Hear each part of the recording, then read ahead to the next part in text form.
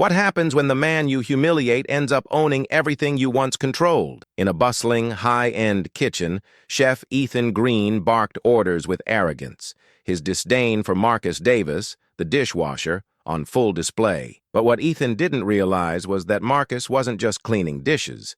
He was quietly preparing for a future that would leave everyone speechless. The upscale restaurant kitchen was a symphony of clinking pots, sizzling pans, and hurried voices. Amid the controlled chaos stood Ethan Green, the executive chef, barking orders with sharp authority. Ethan was the epitome of culinary skill, but his arrogance and disdain for those he deemed beneath him poisoned the workplace. Beneath the surface of his culinary brilliance lay a deep-rooted bias, one he wore as subtly as the white chef's coat that adorned him. Into this tense environment stepped Marcus Davis, a dishwasher on his first day. Marcus, in his late 20s, exuded a quiet determination, his dark brown eyes radiating both focus and humility. His crisp uniform was no match for the grease-streaked floors and the pervasive scorn emanating from Ethan. As Marcus introduced himself, Ethan barely glanced up, muttering, "Dishwashers don't need a resume,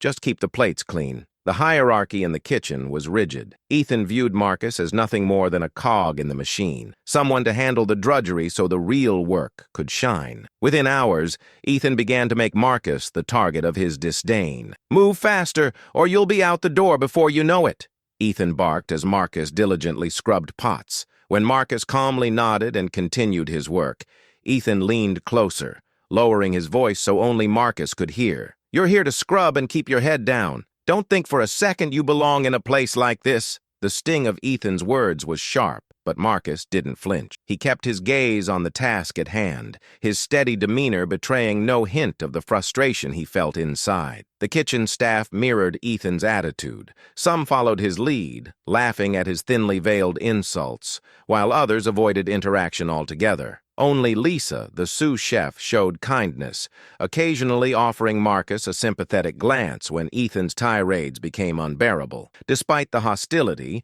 Marcus observed everything. His mind absorbed the intricate dance of the kitchen, how sauces were simmered to perfection, how plating transformed food into art, and how each station contributed to the final masterpiece. Ethan's condescension extended beyond words.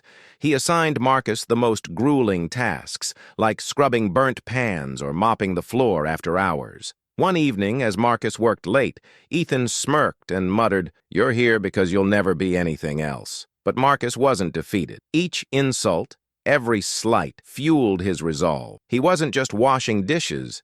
He was laying the foundation for a dream. With every scrubbed pan, he pictured his own restaurant, a place where talent, not prejudice, dictated success. Ethan's words echoed in the bustling kitchen, but Marcus refused to let them define him. His quiet resilience was a stark contrast to Ethan's loud arrogance. While Ethan ruled the kitchen with intimidation, Marcus prepared to rise above it, one step at a time. Long before Marcus Davis stepped into Ethan Green's toxic kitchen, his passion for cooking was ignited in the small, warm confines of his grandmother's home. Nestled in a modest neighborhood, her kitchen was the heart of the house, alive with the scent of fresh cornbread, slow-cooked greens, and her signature pecan pie. "Food is love," she'd say, her hands deftly kneading dough or seasoning chicken. Marcus absorbed her every move, his admiration for her culinary artistry growing with each meal. As a child, Marcus dreamed of becoming a chef, but life had other plans.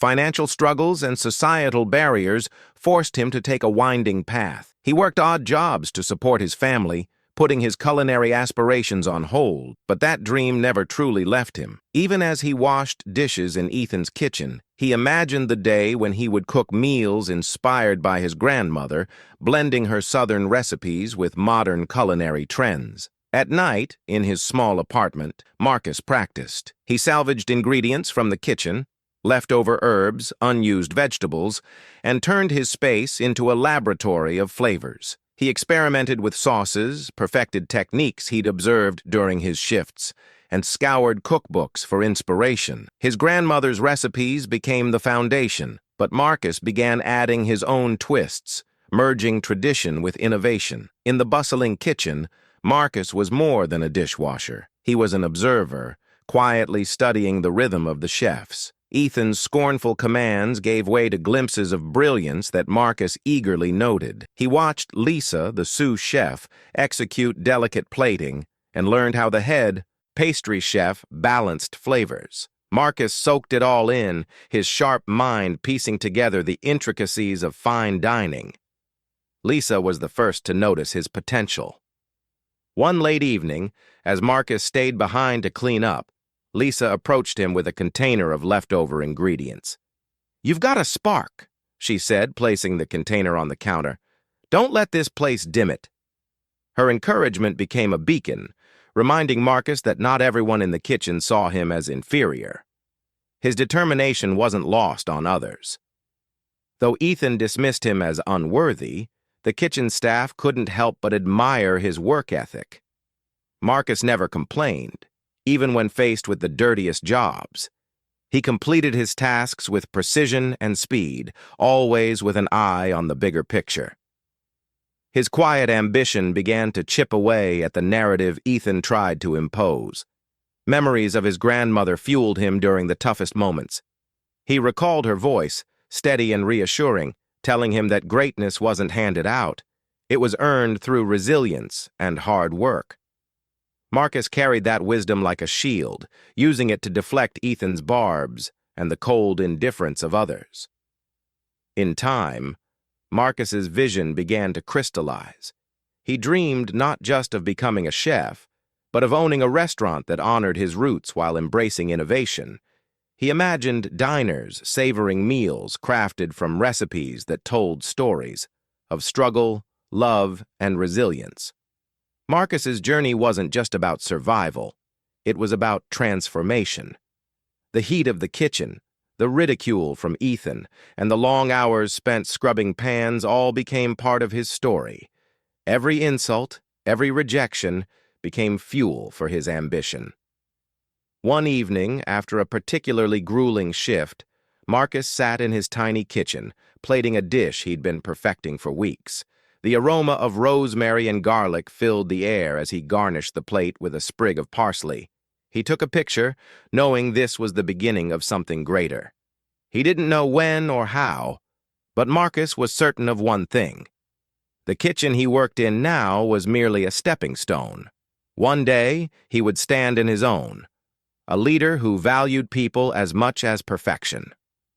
The tension in the kitchen hit its peak during a particularly busy Friday night. The restaurant was packed, the dining room abuzz with laughter and clinking glasses, while the kitchen churned out orders with military precision. Marcus, as always, worked diligently in the background, washing stacks of dishes that seemed never-ending. His quiet efficiency was a stark contrast to the chaotic energy around him. As the night wore on, a problem arose. A crucial ingredient was missing, and the chefs were scrambling to adapt. Marcus, who had been silently observing the workflow for months, noticed an inefficiency in how the team was handling the crisis. Hesitant, but driven by a genuine desire to help, he stepped forward and suggested a streamlined way to keep orders moving. The kitchen froze. Ethan Green, the head chef, turned toward Marcus with a look of incredulous disdain. "Excuse me," he said, his voice dripping with sarcasm. "Are you seriously trying to tell me how to run my kitchen?" Marcus stood his ground, his tone calm but confident. "I've been watching. If you prep the sauce this way, you'll save time and keep things consistent." The staff exchanged uneasy glances. Lisa, the sous chef, looked at Marcus with a mix of admiration and fear, silently willing him to tread carefully. But Ethan wasn't having it. His face reddened, and his voice boomed over the clatter of pots and pans. "This isn't some backyard barbecue, Marcus," Ethan sneered. "You're here to wash dishes, not to play chef. Stick to what you know, scrubbing pots and taking out the trash." The room fell silent. The other chefs stared at their stations, avoiding eye contact. Lisa opened her mouth to interject, but quickly closed it, knowing Ethan's wrath could easily turn on her. Ethan wasn't done. He picked up a dirty pan and slammed it onto the counter in front of Marcus. "You think you can handle this?" he spat, gesturing toward the line of orders waiting to be filled. "Go ahead, show us what you've got." Marcus looked at the pan, then back at Ethan. He could feel the weight of every eye in the kitchen on him, the unspoken challenge hanging in the air. But he knew better than to rise to the bait. Without a word, Marcus returned to his station and resumed washing dishes, his calm demeanor unshaken. Ethan smirked, interpreting Marcus's silence as submission. "That's what I thought," he said, turning back to the line. The tension in the room was palpable, and while the night carried on, the energy had shifted. Lisa approached Marcus later that evening, her voice low and empathetic. "Don't let him get to you," she said, handing him a clean towel. "You've got something special. Don't let him snuff it out." Marcus nodded, grateful for her support, but her words only fueled his resolve. That night, as he walked home, he replayed the scene in his mind. Ethan's words stung, but they didn't break him. Instead, they ignited a fire. He realized that Ethan's arrogance wasn't just about him. It was a reflection of a deeper issue, a toxic culture that thrived on belittling others to maintain power. Marcus vowed to rise above it, to prove that respect and leadership could coexist in the high-pressure world of fine dining. In his small kitchen, Marcus worked late into the night, perfecting a new recipe he had been developing. Each ingredient he measured, each flavor he balanced, became a step toward his future.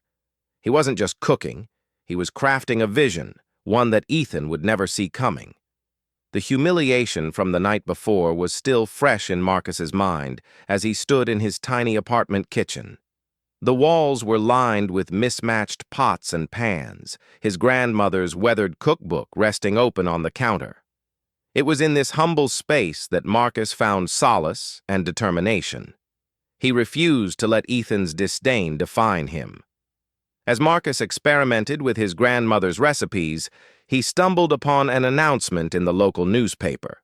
A community food competition was coming up, offering a cash prize and an opportunity for exposure. Open to all amateur chefs, it was exactly the kind of chance Marcus had been waiting for. The deadline to enter was tight, but Marcus decided then and there to seize it.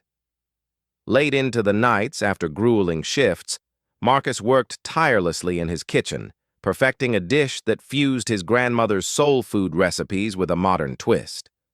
Her signature fried chicken and collard greens were reimagined into a crispy chicken roulade, served with sautéed greens and a sweet potato puree.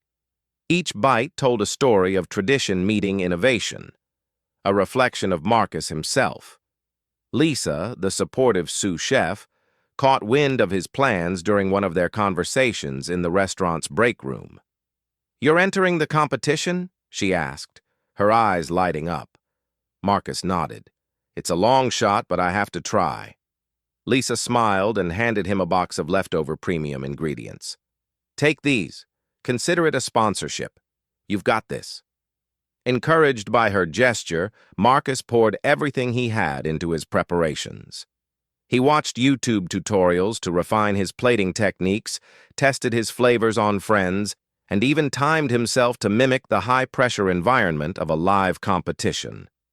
The day of the event arrived, and Marcus found himself standing among dozens of contestants in a large, buzzing hall. The atmosphere was electric, with the clatter of pots and pans and the hum of spectators lining the perimeter. Marcus set up his station, his heart pounding as he carefully arranged his ingredients. As the competition began, Marcus worked with laser focus, his hands moving swiftly yet methodically. The judges, a panel of esteemed chefs and food critics, moved from station to station, observing each contestant's progress. When they reached Marcus, they paused, intrigued by his technique and the aroma wafting from his pan. "What's your dish?" one judge asked, leaning in. Marcus, despite his nerves, responded confidently. "It's a crispy chicken roulade with sautéed collard greens and a sweet potato puree, a modern take on Southern soul food." The judge raised an eyebrow, impressed. "Ambitious. Let's see how it turns out." As time ticked down, Marcus plated his dish with precision, his hands steady despite the adrenaline coursing through him. When the final bell rang, he stepped back, taking a deep breath as the judges began their tasting rounds. When they reached his plate, Marcus held his breath. The head judge took a bite, her expression neutral at first, but quickly shifting to one of pleasant surprise. She nodded approvingly, jotting down notes. While Marcus didn't win first place, he earned a special mention for creativity and execution. More importantly, he caught the attention of local food enthusiasts and a journalist who wrote an article about his journey, dubbing him a rising star in the culinary world. The recognition sparked a glimmer of hope. Encouraged by the feedback, Marcus decided to take the next step in his dream. Using the competition prize money and savings, he purchased a second-hand food truck. With a bright coat of paint and a catchy name, Marcus's Modern Soul, his mobile eatery hit the streets. Marcus's food truck quickly became a local favorite, attracting long lines of customers eager to taste his unique fusion of flavors. Word spread, and his social media presence exploded as patrons posted rave reviews and photos of his dishes. It wasn't just the food that drew people in, it was Marcus himself. His warm smile, humble demeanor, and gratitude for each customer made everyone feel welcome. Local investors began to take notice, approaching him with offers to partner on a brick-and-mortar restaurant. For Marcus, this wasn't just about achieving a personal dream.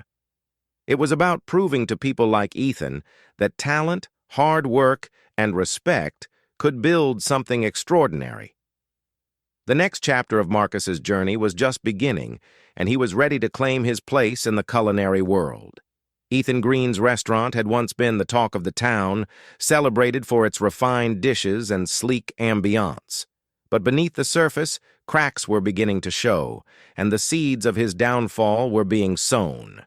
Ethan's arrogance, combined with his refusal to adapt to modern trends, was driving both his staff and customers away.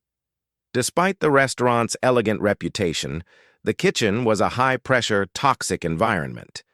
Ethan's belittling comments, particularly toward employees like Marcus, had led to a steady exodus of staff. The high turnover rate made it increasingly difficult to maintain the quality and efficiency the restaurant was once known for. Sous chefs, servers, and even dishwashers began leaving in droves, opting for establishments where they felt respected and valued. Meanwhile, the restaurant's reputation among customers was also taking a hit. Ethan's outdated menu and inability to embrace new culinary trends alienated younger diners. Competitors offering creative and inclusive dining experiences were pulling ahead, leaving Ethan's restaurant struggling to keep up. The tipping point came when a renowned food critic visited the restaurant for a surprise review. Ethan, as always, greeted the critic with smug confidence, convinced that his years of experience would speak for themselves. However, the dining experience was anything but stellar. The critic noted the lackluster presentation of dishes, the uninspired menu, and the tense atmosphere among the staff. The scathing review that followed highlighted Ethan's inability to evolve and adapt, a damning blow to the restaurant's already fragile reputation. Behind the scenes, tensions were boiling over.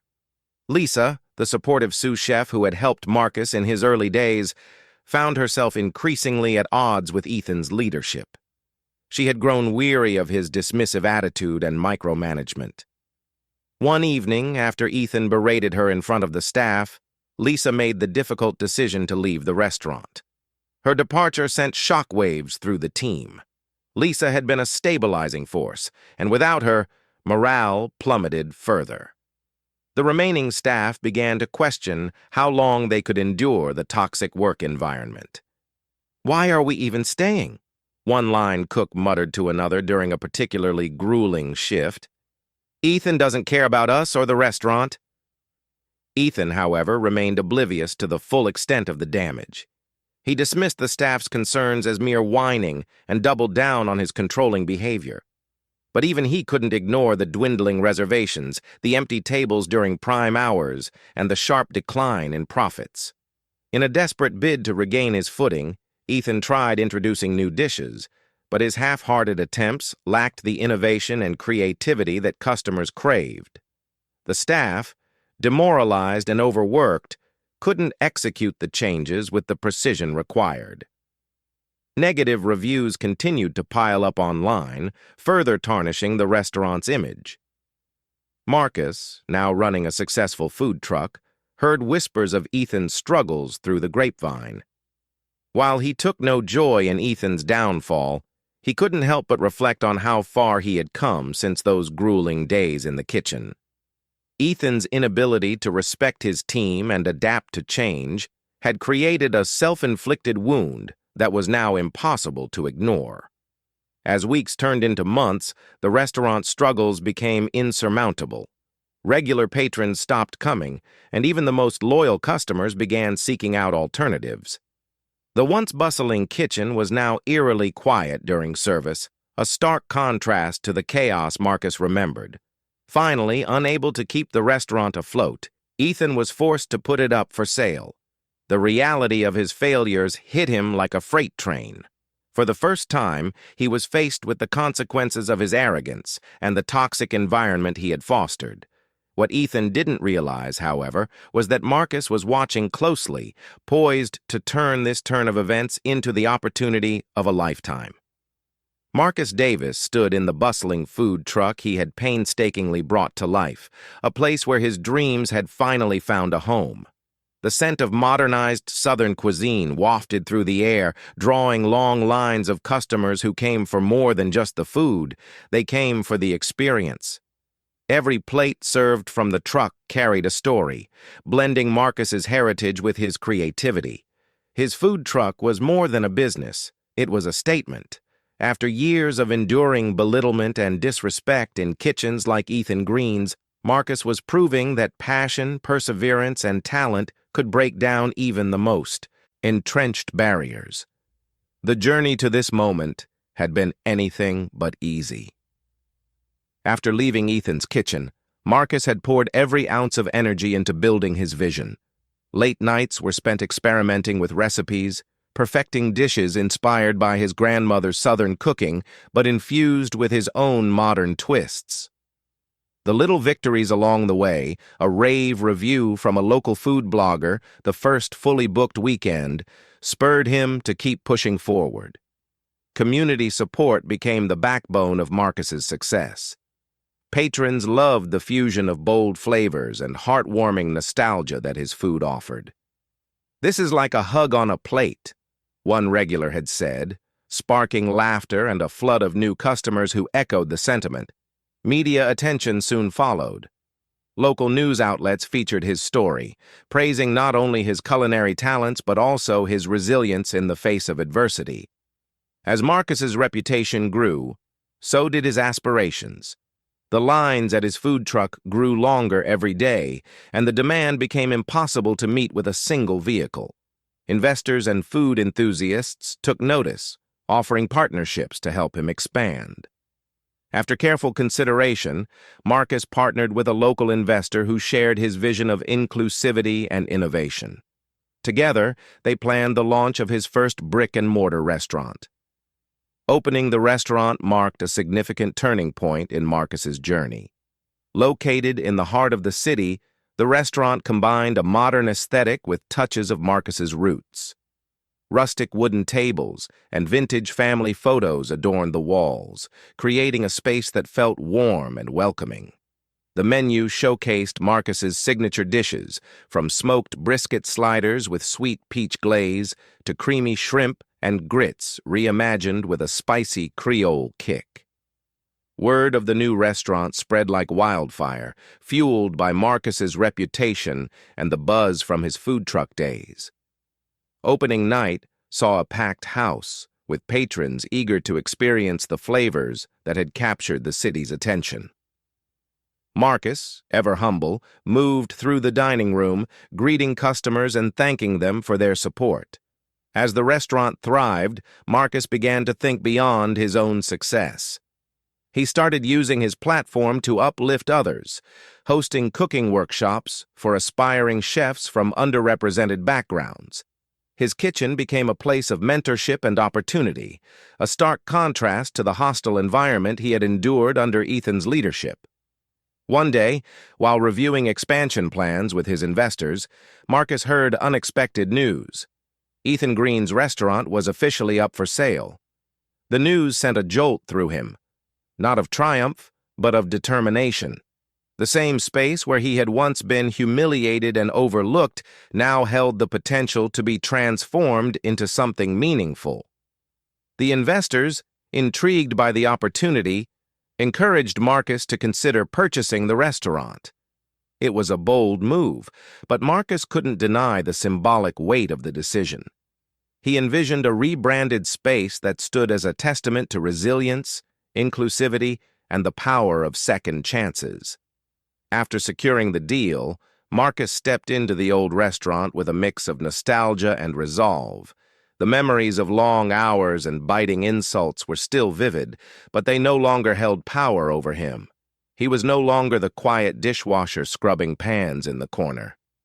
He was the owner now, and he was ready to write a new chapter. Renovations began immediately, stripping away the remnants of Ethan's reign and replacing them with Marcus's vision. The new space was brighter, more inviting, and brimming with life. When the doors reopened under Marcus's ownership, the transformation was complete. Customers poured in, drawn by the promise of exceptional food and the inspiring story behind it. Marcus's rise wasn't just about proving Ethan wrong, it was about proving to himself and others that dreams could become reality. He had turned adversity into a stepping stone, building a legacy that honored his past while paving the way for a brighter, more inclusive future. The day Marcus Davis walked into Ethan Green's former restaurant as its new owner was a moment he could have only dreamed of years ago. The space, once a fortress of arrogance and prejudice, now represented something far more powerful: opportunity, growth, and justice. Marcus's decision to purchase the restaurant had not been easy. It was a financial and emotional gamble. Yet as he stood in the middle of the now empty dining area, he felt a sense of closure. The scuffed floors and outdated decor reminded him of the countless shifts spent toiling under Ethan's sharp tongue and cutting remarks. But those memories, instead of haunting him, fueled his resolve to transform this space into something extraordinary. The restaurant's transformation was swift. With the support of his investors and a team of creative designers, Marcus reimagined every detail. The once dim, oppressive atmosphere gave way to a space filled with natural light, modern furnishings, and touches of his southern roots. Vibrant artwork from local black artists adorned the walls, and the menu paid homage to his grandmother's recipes while embracing the innovative flavors that had made his food truck a sensation. When the renovations were complete, Marcus hosted a grand reopening. Invitations went out to community leaders, loyal customers from his food truck, and the press. The response was overwhelming.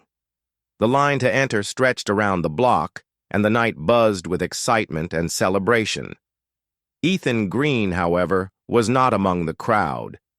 News of Marcus's purchase had reached him weeks earlier, leaving him stunned. It was difficult for him to reconcile the image of the dishwasher he once dismissed with the confident entrepreneur who now owned the space he had built his career around. Ethan's restaurant had crumbled under the weight of his mismanagement and unwillingness to evolve, but seeing Marcus succeed in his place was a bitter pill to swallow. One evening, unable to resist his curiosity, Ethan walked into the restaurant he used to command. The host greeted him warmly, unaware of his identity, and escorted him to a table near the back.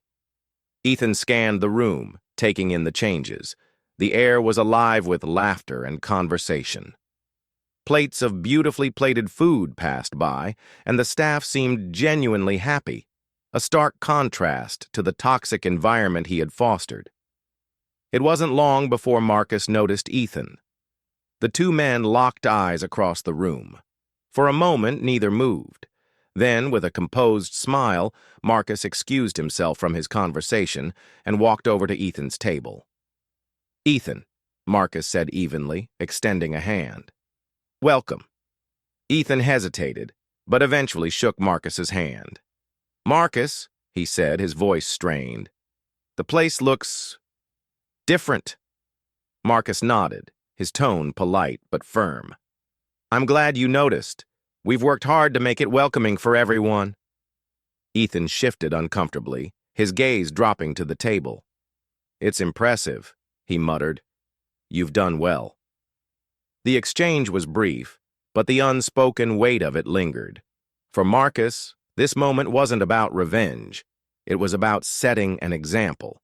He had turned the sight of his humiliation into a beacon of success, showing that resilience and vision could triumph over prejudice. As Ethan left the restaurant that night, Marcus returned to his role as a gracious host, greeting guests and ensuring every table felt at home. The restaurant had become more than a business. It was a symbol of transformation and a testament to Marcus's unwavering determination. In the days that followed, news of Marcus's journey spread far and wide. Customers marveled at the story of a man who had started as a dishwasher and risen to become the owner of the very establishment where he had once been dismissed. Marcus's rise inspired countless others, proving that no dream was too ambitious and no obstacle insurmountable. Ethan Green's fall from grace was as swift as it was humbling. The man who had once ruled a bustling kitchen with an iron fist now found himself struggling to find work in an industry that had moved on without him. Word of his restaurant's closure and Marcus's triumphant rise spread quickly, leaving Ethan grappling with the consequences of his arrogance and prejudice. Months after leaving his restaurant, Ethan finally secured a position as a line cook at a small, no-frills diner. The work was grueling, the pay modest, and his ego bruised every time he took orders from the much younger head chef. For the first time in his career, Ethan was forced to confront what it meant to be at the bottom of the hierarchy he had once used to demean others. At first, bitterness consumed him. He grumbled about the younger generation, dismissed his co-workers' ideas, and kept to himself. But over time, something began to shift. The new environment, free from the toxic power dynamics he once perpetuated, offered him a rare gift: reflection. One evening, Ethan sat alone in the diner's break room, staring at a staff training manual on inclusivity and teamwork. As he read through it, memories of his behavior toward Marcus came rushing back. The dismissive comments, the public humiliations, the way he had denied Marcus the respect every person deserved. For the first time, Ethan felt the weight of his actions and the harm they had caused, not just to Marcus but to the staff who had endured his reign of terror.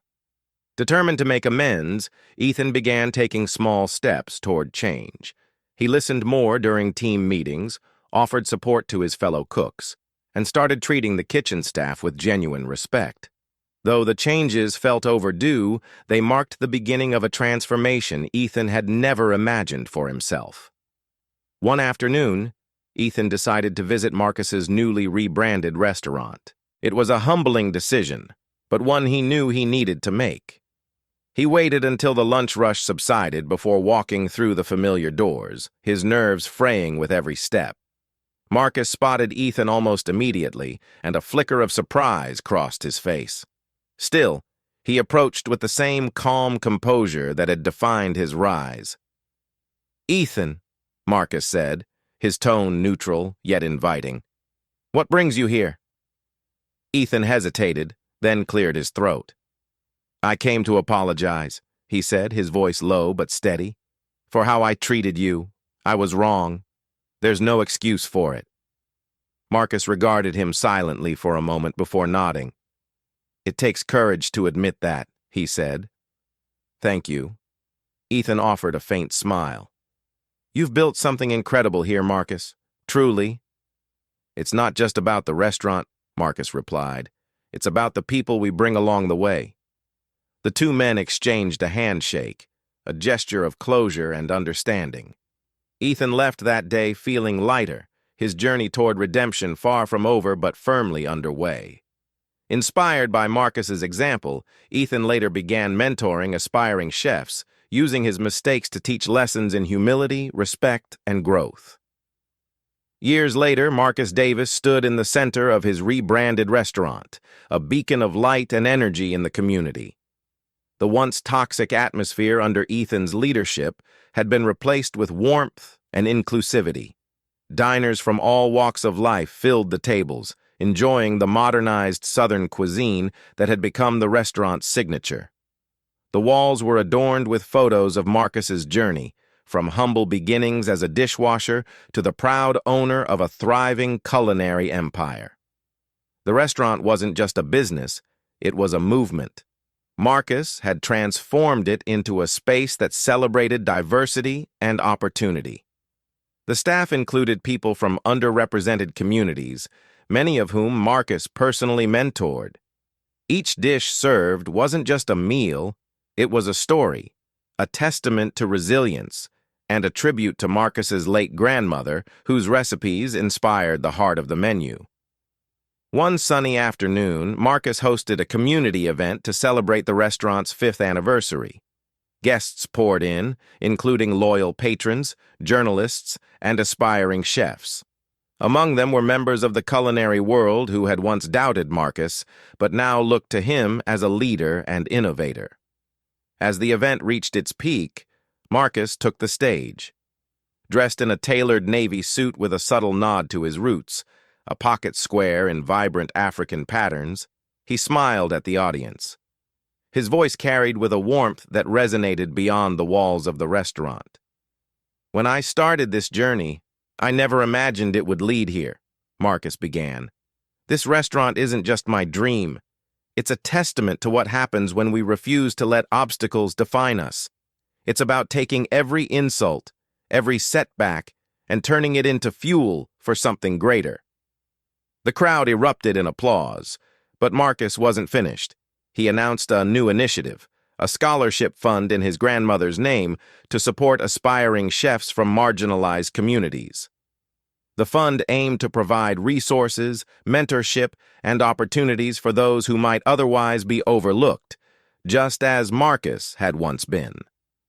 The highlight of the event came when Marcus invited several young chefs onto the stage, graduates of his mentorship program who were now running their own successful food ventures. Their stories, like Marcus's, were filled with perseverance and triumph. The crowd cheered as they shared their gratitude, each echoing the same sentiment. Marcus hadn't just changed their careers, he'd changed their lives. Later that evening, as the crowd dispersed, Marcus stood by the front door, shaking hands and exchanging smiles with every guest. Ethan Green was among them. He approached Marcus with a genuine smile, his demeanor transformed by years of humility and reflection. "Congratulations, Marcus," Ethan said. "You've built something truly remarkable." "Thank you," Marcus replied. "It's proof that no matter where you start, it's where you're headed that matters." As the night came to a close, Marcus looked around the restaurant, his restaurant. It was more than a business, it was a legacy. And as he walked through the bustling kitchen, the laughter of his staff ringing in his ears, he felt an overwhelming sense of gratitude and purpose. His dream had not only come true, it had paved the way for countless others.